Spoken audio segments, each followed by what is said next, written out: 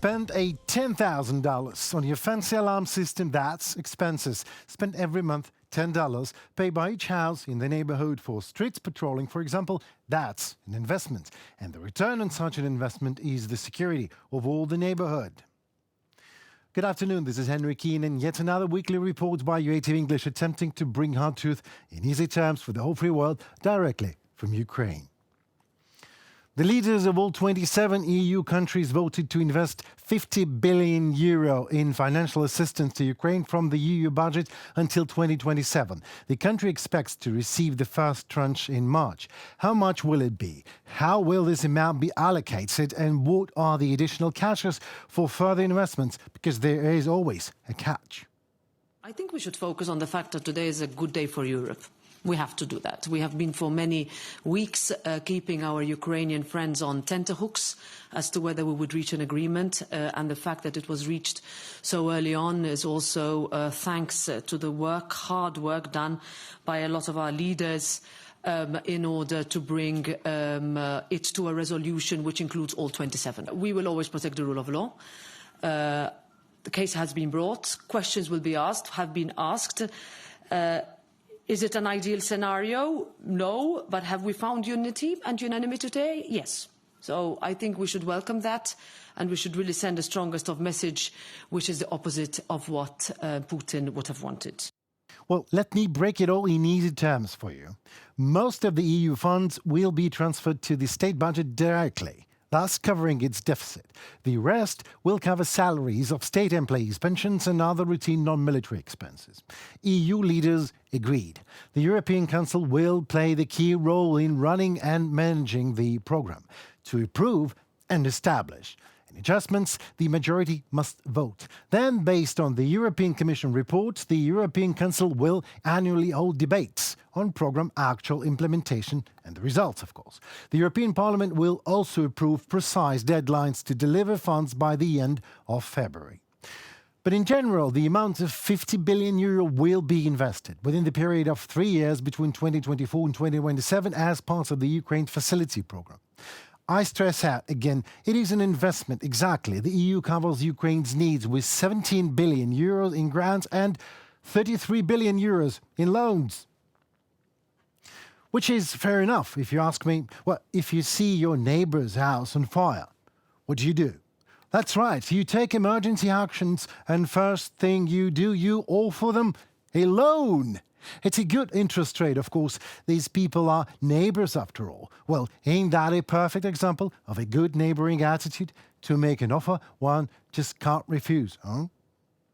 Well, this way or the other, we expect the first tranche of €4.5 billion already in March.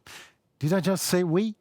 Well, that might be because I'm also a Ukrainian state employee of a sort, so I hope that doesn't bother you much, and I also hope very much it really does bother all the pro-Russian guys in the world.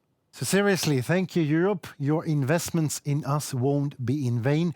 If for some strange reason you want my opinion on the matter, well, it seems to me that Ukraine has paid back all the possible European loans already, by the means of blood of the best of us, defending Europe and its values from the criminal Russian aggression. And, unfortunately, we're still counting.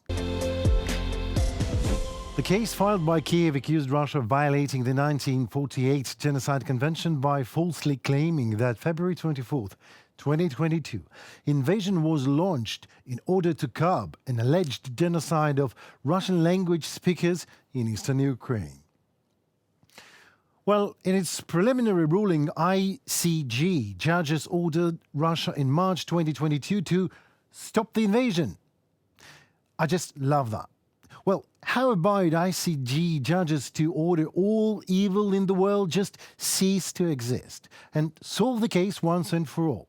Just order wars, hunger, illnesses, poverty, death to stop from happening by the ruling of the International Court of Justice. Well, of course, Moscow rejected the decision, giving some usual Russian silly excuse like, this court had no jurisdiction over Great Russia. Well, it is easy to check on that jurisdiction thing. Offer the Kremlin such an International Court of Justice decision that is favorable to it, how quickly you think Russians will acknowledge the court's authority?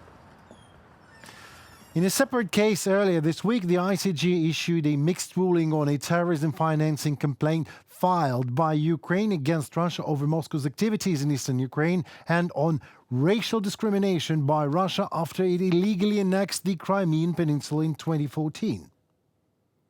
Well, I'm just so curious. Maybe somebody can educate me on the matter. Is there any legal annexation? Well, if there is, I won't be much surprised if it is done in Russian way. You annex a country first, then issue a decree that your annexation is completely legal, as simple as that. Well, we in Ukraine have proved that Russia is nothing but a terrorist state and its means are nothing but terror.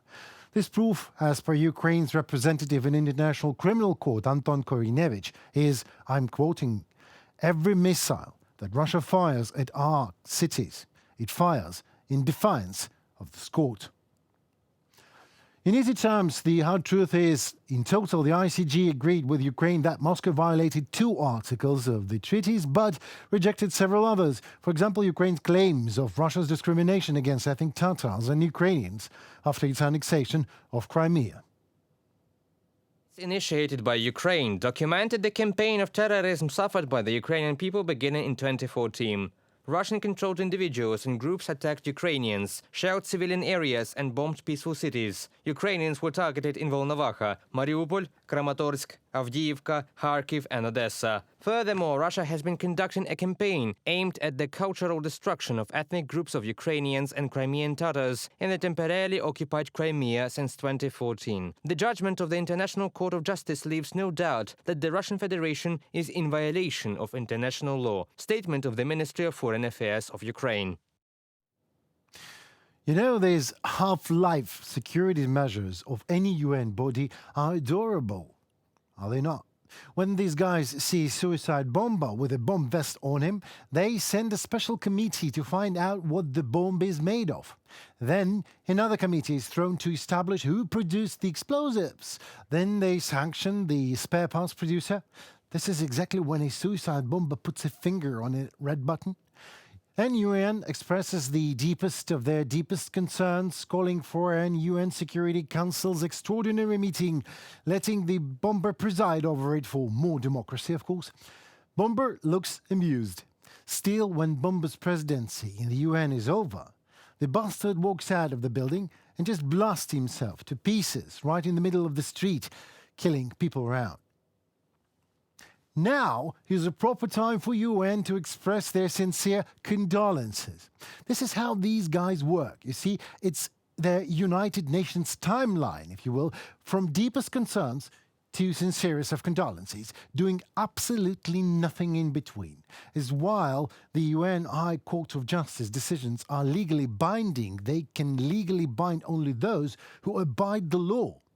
Criminals, like Russia, a priori do not give a slightest damn about any decision of any court unless it is enforced upon them.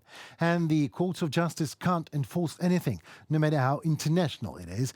Well, dear Court of Justice, I hate to break it to you like that, but we in Ukraine can.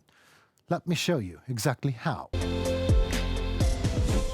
On the night of January 31 to February 1st, the Group 13, that is a special unit of main intelligence directorate of Ukraine, successfully destroyed convoy-class missile warship Ivanovets of the Russian Black Sea Fleet using Ukraine-produced marine drones, which is undoubtedly another significant achievement of Ukraine at sea. And look at that. Unmanned marine drones produced in Ukraine by Ukrainian engineers' boats were able to deliver justice way faster than the International Court of Justice can. The enemy's maneuvering warship has been sunk for the first time. The Ivanovets missile boat was a carrier of cruise missiles, which imposed a serious threat to our military and civilian ships in the Black Sea. Here are some of Ivanovets' bloody deeds listed. In 2014, it blocked Ukrainian ships in the bays during the invasion of Crimea Peninsula. In 2022, it participated in the sea blockade of the Black Sea ports. In 2023, during the exercise of the Russian Black Sea Fleet, it downed the Ukrainian Navy corvette Ternopil, earlier captured by Russians. Well, short story long. In case you didn't know, here is the symbol and the motto of Russian intelligence service. It is a bat. and a slogan that you can't see, but it says only the stars higher than us. And here, next to it, you will soon see Ukrainian Intelligence symbol and motto that reads "Mind conquers the stars." And it's an O, obviously, which literally preys on bats. I guess, in easy terms, it can be said that the Ukrainian Defense Forces will keep on delivering justice to Russians in a way swifter and harder way than The Hague can. Now, time for more on UATV English. You ask hard questions, we answer in easy terms. And how the question of the week voiced perfectly by our viewer, Vegas1A. And that question sounds like, where is Comrade Gerasimov?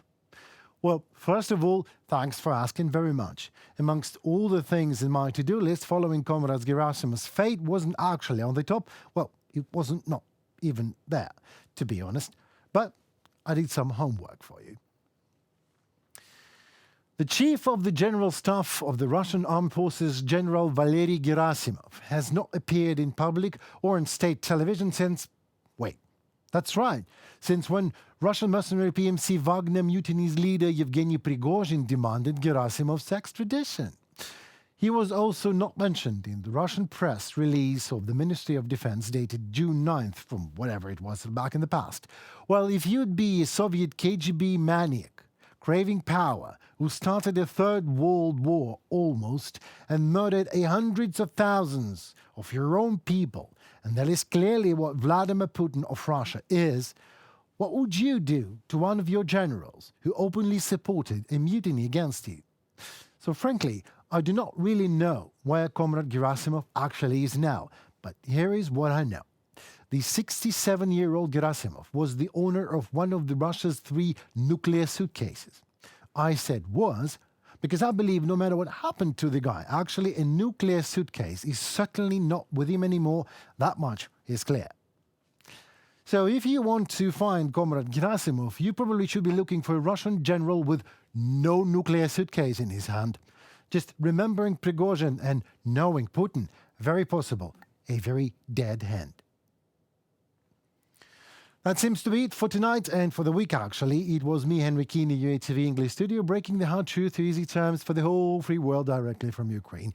We at UATV English like you people, and that's, I believe, is mutual. So please like us in return, subscribe and share. Help us to promote Ukrainian voice worldwide. Also, please express your own opinion in the comments below. It matters a lot to us. Do not hesitate also to ask us a question, and next week I will do my best to answer it. Well, stay safe and tuned for more already tomorrow, next week with my colleague, no, that will be me, who as always will be taking a good care of you. Goodbye.